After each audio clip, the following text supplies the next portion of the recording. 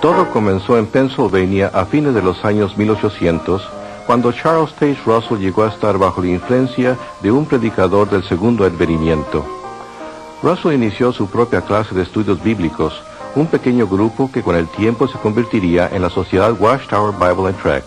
Copiando directamente de las especulaciones proféticas de Nelson Barber, un adventista neoyorquino, Russell afirmó que en 1799 el mundo había entrado en el tiempo del fin, que en 1874 Jesucristo había regresado invisiblemente y que en el año 1914 el mundo había llegado a su fin. En 1879, Russell, que entonces tenía 27 años de edad, estaba tan apasionadamente convencido de que estas fechas proféticas habían sido dadas por Dios, que vendió su próspero negocio de ropa y se dirigió a un nuevo rumbo. Con muy poca experiencia y conocimientos teológicos, comenzó a imprimir la revista La Torre del Vigía de Sion y Heraldo de la Presencia de Cristo, conocida hoy como la Atalaya. Esta publicación, que ha crecido de una impresión inicial de 6,000 ejemplares a mucho más de 288 millones de ejemplares al año, imponen todas las doctrinas principales de los testigos de Jehová. Durante su vida, Russell escribió una vasta cantidad de literatura, incluso una serie de tomos intitulados Estudios en las Escrituras. Según Russell, nadie podía entender la Biblia sin la ayuda de estos libros, y el leer la Biblia por sí sola conduciría a la oscuridad espiritual. Una de las enseñanzas de Russell era que la Gran Pirámide de Egipto había sido diseñada y colocada en su lugar por Dios como un segundo testigo, a la par de la Biblia. La Gran Pirámide serviría como instrumento para revelar su gran plan de las edades a la humanidad. Estas medidas indican la longitud del año, el peso de la Tierra, la distancia del Sol, etcétera, etcétera. Russell creía que las medidas de los pasadizos interiores de la Gran Pirámide confirmaban sus fechas y sistema cronológico.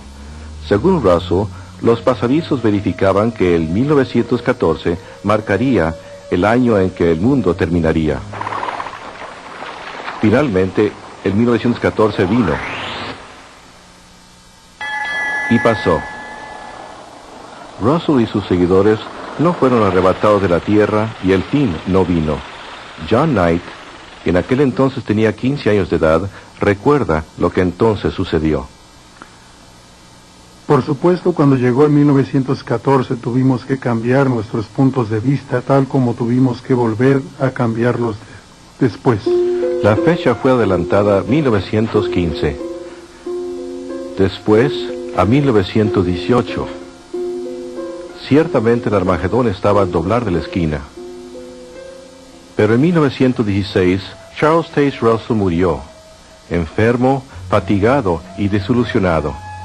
Una enorme pirámide de piedra yace hoy sobre su tumba como abochornador recuerdo de sus falsas profecías. Manipulando con mano recia la política interior de la sociedad, Joseph Franklin Rutherford, un abogado de Missouri, que se había dado a sí mismo el título de juez, llegó a ser el segundo presidente de la Watchtower Bible and Tract en 1917. En 1918, el discurso del juez Rutherford, Millones que ahora viven no morirán jamás, inició un esfuerzo de reclutamiento mundial al que se le llamó la campaña de los millones. No es sorprendente que aquel discurso proclamara la venidera destrucción del mundo actual. Esta sucedería pronto, en 1925. Basados en las promesas puestas al frente, en la palabra divina, debemos alcanzar la positiva e indiscutible conclusión de que millones que ahora viven jamás morirán. En 1920 se publicó el libro Millones. En él, Rutherford afirmó que la Biblia probaba que en 1925 Abraham, Isaac, Jacob y otros hombres fieles de la antigüedad serían resucitados y que a partir de entonces gobernarían como príncipes en la nueva tierra paradisíaca.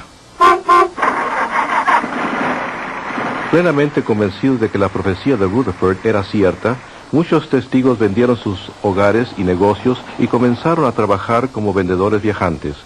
Viviendo en automóviles y camiones, propagaron la advertencia. A medida que se acercaba el 1925, algunos granjeros hasta rehusaron plantar cosechas, pues creían que el fin estaba cerca. Por fin, el 1925 llegó, y tal como había sucedido en 1914, nada sucedió. Una vez más, la profecía de la sociedad Watchtower había resultado falsa. Tal como había hecho Russell, Rutherford se aferró obstinadamente al cuento de que el fin estaba al doblar de la esquina. En 1929, el juez mandó construir esta mansión palaciega. La propiedad fue inscrita a favor de Abraham, Isaac y Jacob, para que ellos y otros hombres fieles de la antigüedad tuvieran un lugar donde vivir cuando fueran resucitados. La mansión, ubicada en un distrito exclusivo de San Diego, recibió el nombre de Beth Sarim, que en hebreo significa casa de los príncipes.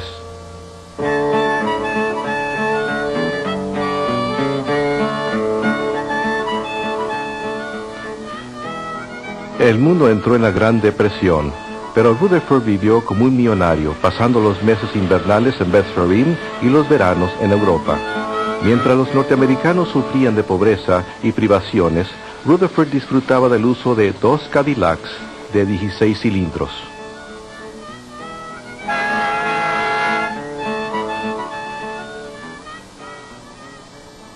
Bajo Rutherford, la sociedad Watchtower Bible and Tract se convirtió en una corporación muy próspera.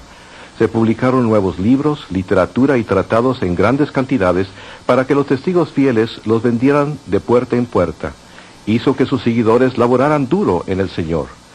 Llegó hasta aconsejar a las parejas jóvenes de que no se casaran, sino que pusieran todas sus energías en la proclamación del reino. Hasta se utilizaron fonógrafos portátiles a las puertas.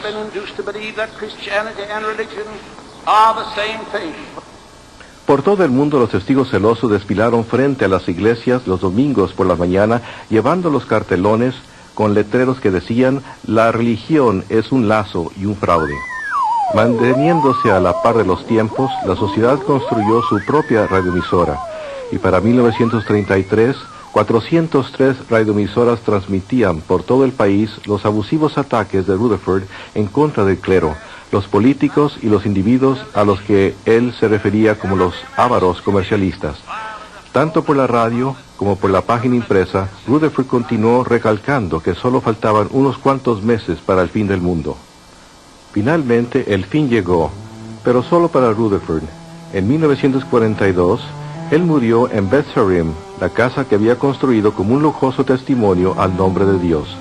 En retrospectiva, tal vez el único testimonio que esta hermosa mansión jamás dio fue el del valor en efectivo de la profecía falsa.